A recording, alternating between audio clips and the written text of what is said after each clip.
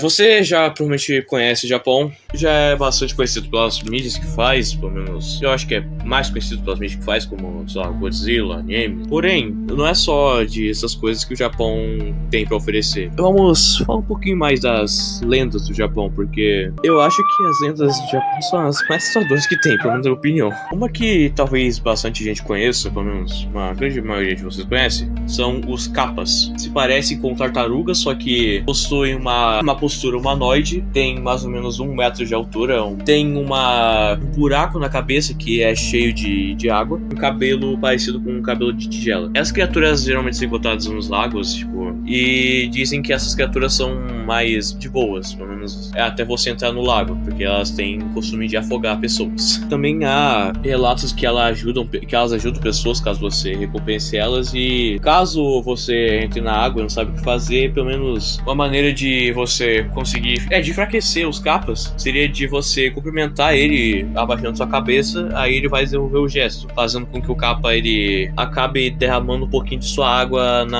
no lago, fazendo ele ficar um pouquinho mais fraco. Um ponto fraco bem inconveniente, digamos assim, né? Tec-Tec. Vocês provavelmente já conhecem a Tec-Tec, pelo menos algum de vocês já conhece, mas vale a pena citar aqui. A história de Tec-Tec começa quando ela era uma criança. Ela era uma estudante, mas que por algum motivo sofria bullying porque ela era estranha, ou a vida na escola dela era um inferno, basicamente. Chegou um dia onde ela tava no metrô indo para algum lugar. Era a época de cigarra na cidade dela. Aí nesse metrô havia 2 alunos lá, ou 3, um grupo de alunos babacas que pegaram uma traça morta ou viva e botaram no ombro dela pra ela poder ver e se assustar. Eles botaram a cigarra no ombro dela, ela se assustou, porém ela acabou caindo do trem por conta do descuido e por causa do susto. E bem na hora que ela caiu do trem, ela acabou sendo partida no meio porque o trem passou em cima das suas pernas. E os adolescentes que viram isso só fingiram que nada aconteceu e só não contaram pra ninguém. A escola iria provavelmente achar que ela havia se matado por conta que ela já era uma menina que sofria bullying. A escola só assumiu que acabou cometendo suicídio. Em uma noite, quando esses mesmos caras aí que estavam no metrô e indiretamente mataram ela, estavam passando numa rua até que eles escutam um barulho de unhas tocando no concreto, como se fosse um tec-tec mesmo. Inicialmente eles não ligaram muito, acharam que era só um barulho aleatório, até que o barulho começou a ficar mais alto, até que um só começou a correr porque tava com medo. Apareceu a menina que foi morta, sem a parte de baixo, com uma foice e partiu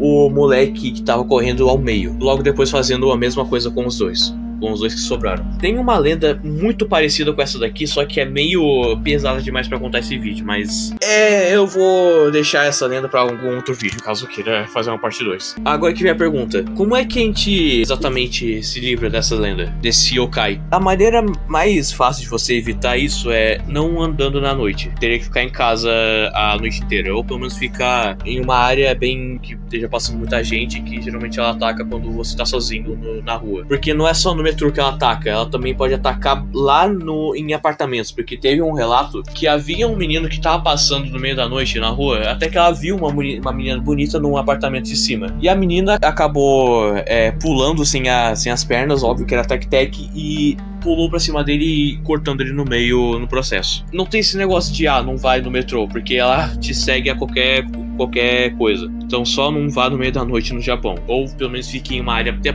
bastante pessoa, né? Kushi Sakiona, ela é uma mulher que anda de máscara na rua, assim, geralmente segue pessoas que estão sozinhas na rua. Aí ela chega para as pessoas e pergunta para as pessoas se ela é bonita. A pessoa provavelmente vai responder sim, e quando ela responder, ela vai tirar a máscara, porque ela usa uma máscara. Ela tira essa máscara, aí ela revela que sua boca foi cortada, um corte enorme em sua boca. Ela vai perguntar de novo se ela é bonita. Se você por reflexo responder não, ela vai te matar com sua tesoura. Não sei se ela vai cortar sua garganta ou vai te empalar com ela, mas ela vai te matar. Mas caso você responda sim por educação, ela vai cortar sua boca para você ficar parecido com ela. A sua história era basicamente uma mulher que havia se casado com um soldado. Quando o soldado foi para a guerra uma noite, ela acabou se interessando por um garoto mais jovem que não era soldado, então ele podia ficar ficar lá para ela. Só que daí um dia o marido dela acabou voltando para casa. Ela confessou tudo, o marido ficou extremamente indignado. Ele cortou a sua boca e a cidade inteira acabou vaiando ela e expulsou ela. E ela acabou morrendo, seja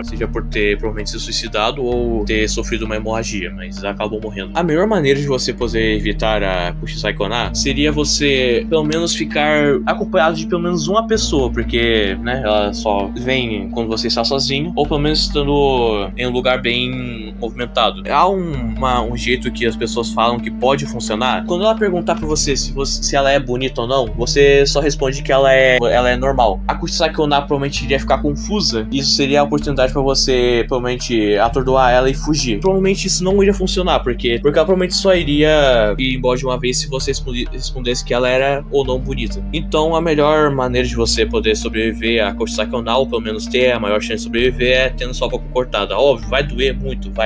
É melhor ter a boca cortada parecendo Coringa do que, né, tá morto. A Hashaku-sama é descrita como uma mulher de vestido branco e chapéus da mesma cor do vestido, chapéu de aba larga, como aquele chapéu de proteger do sol. E seu nome entrega já a característica mais marcante dela, que é o fato dela ter 2,5 metros, que seria literalmente o nome dela, dama de 8 pés de altura. Havia um garoto que foi pra casa dos seus avós, que ele gostava muito de passear assim na região, que era bem gramado assim, e ele gostava de passar por lá. Até que ele simplesmente começou a escutar uns sons estranhos no mato, como se fosse uma mulher cantando uma canção que seria só contida por pós, tipo um pou. Até que ele foi investigar assim e viu um chapéu no meio do nada, assim, no meio do gramado. Até que a figura se mexeu e revelou que era uma mulher bem alta e começou a seguir ele. O garoto obviamente ficou assustado e correu pra casa de volta. Ele contou sobre a história, os seus avós ficaram assustados, tanto que ligaram para uma bruxa local que instruiu ele a, toda vez que ele ficar assustado, ele ter que rezar pra Buda, e que não era pra ele abrir a porta para ninguém em qualquer circunstância, só quando o tempo que ele tinha que ficar naquele quarto acabar. Então ele ficou por mais ou menos, acho que uma noite ou duas. Ele escutou a voz de seus avós ou de sua avó, que não precisava mais ficar lá, então ele já podia abrir a porta. Porém ele ficou relutante, a voz provavelmente ficou mais agressiva, começou a tentar abrir a porta, então ele começou a orar pra Buda e a voz simplesmente parou. Na manhã seguinte o garoto já estava livre. Para precaução ele recebeu aqueles papeizinhos que eu acabei esquecendo o nome, mas é pra proteção, como se fosse uma cruz, tá ligado? Apesar de ter se livrado desse meio que alvo da Hashaku-sama, ele não poderia mais visitar a casa dos seus avós, porque era bem arriscado ele ir pra lá. Não se sabe exatamente o que a Hashaku-sama faz caso ela pegue alguém ou... Não, você... Eu já tô pensando o que você vai fazer. Não! O Inferno de Tomino é uma lenda clássica já da internet, que é um poema que, caso seja dito em voz alta, você irá receber uma onda de desgraça na sua vida, uma onda de mau presságio. Eu não vou ler o poema aqui, porque eu não sou louco. Eu não lembro exatamente o que tem nesse poema. Eu também não vou procurar saber, porque eu não quero morrer. Mas os efeitos colaterais de caso alguém leia esse poema em voz alta, seria uma onda de desgraça, como eu falei, tipo, um raio caindo na cabeça da pessoa, ou sei lá, uma árvore caindo no braço da pessoa e tendo que amputar. É tipo isso. Eu não sei se existe uma maneira de você conseguir se purificar disso. Acredito que sim, mas aí já não sei. Eu tô com medo, eu não vou me arriscar a procurar saber dessa porra, não sou doido. Os Gashodokuros, uma forma mais rápida e brusca de dizer, seriam esqueletos enormes que buscam comer carne humana. Quando uma pessoa morre, ela geralmente tem um enterro, né?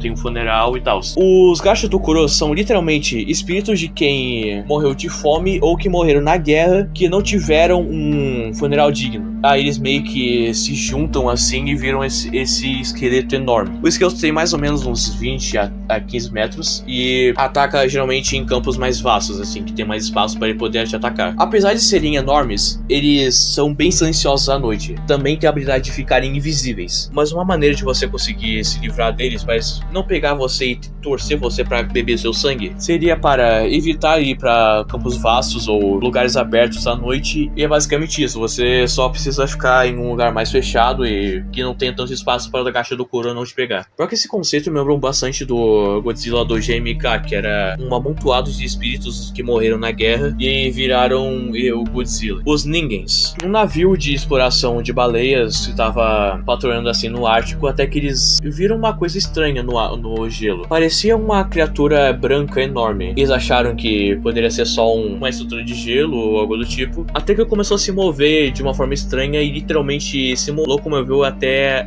entrar na água. Acabou tendo essa lenda dos Ningens. Curiosamente, Ningen, pelo menos na pronúncia japonesa, significa humano. São criaturas que geralmente são retratadas como seres humanoides ou seres que parecem como sereias. Eles possuem um rosto mais ou menos um pouco mais simples assim, tipo um rosto parece meio poker face, e também um tamanho enorme. Não se sabe exatamente qual que é o comportamento deles, mas há na internet várias fotos ou vídeos mostrando talvez Ningens. Provavelmente poucos ou nenhum é verdadeiro. Os Ningens são basicamente criaturas do Ártico que, se realmente for a verdade, a lenda, eu acredito que tenha sido um bicho semelhante, parecido com uma foca ou pelo menos uma baleia. Parecia que tava tipo meio uma estrutura assim, meio plana, mas estava na verdade boiando na água, talvez descansando, algo assim. Os Umibozus são basicamente quase a mesma coisa do Ningen, pelo menos na aparência. A diferença é que eles são pretos e geralmente têm olhos brancos, pelo menos em suas ilustrações mais famosas. Eles são seres que param embarcações no meio do mar pedindo todo o alimento ou recursos que os marinheiros tiverem no navio. E em troca eles o deixarão em paz. É como se fosse um pedágio do mar. Caso os marinheiros eles não deem o que os Umibozus querem, eles provavelmente iriam afundar o barco aonde eles estavam. O nome Umibozu significa monge do mar. Os Umibozus aparentam ter tipo uma grande influência, pelo menos em mídias até que bem relevantes, como One Piece, que tem aquelas sombras enormes que em alguma parte do mangá que eu acho que são inspiradas no livro do Umibozu,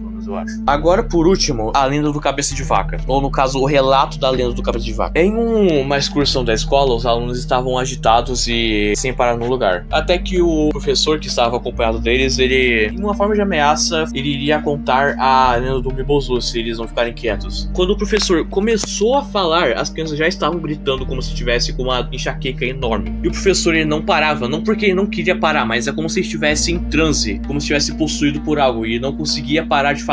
Até que ele recobrou a consciência e só viu o ônibus que ele estava destruído, com algumas crianças feridas e algumas mortas, enquanto o motorista do ônibus estava vivo, mas traumatizado e ficando em transe e nem percebendo, e acabou derrubando o ônibus. Depois desse acontecimento, ele prometeu a si mesmo que nunca mais iria falar nada sobre o Umibozu, e a tal lenda acabou indo com ele pro caixão. Ninguém sabe exatamente o que é a lenda do Gozu, até porque ele morreu. Há teorias de que dizem que não seria exatamente uma história, mas seria como se fosse um manual do próprio inferno, que o próprio rei do submundo acabou escrevendo um manual de como torturar as vítimas do próprio inferno, principalmente as que mais são nocivas e que causam mais dor. Por conta dessas frases, ele acabou botando as pessoas em transe e imaginando essas coisas horríveis. Eu imagino que o próprio Gozu seja o que causa essas torturas, porque, né, ele é citado. Acho que ele seria, digamos que o protagonista. Talvez seja ele contando a história de como ele faz isso. Eu acho que não é bom procurar saber não, vai que acontece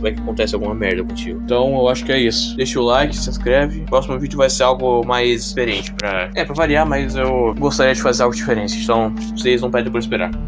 Tchau.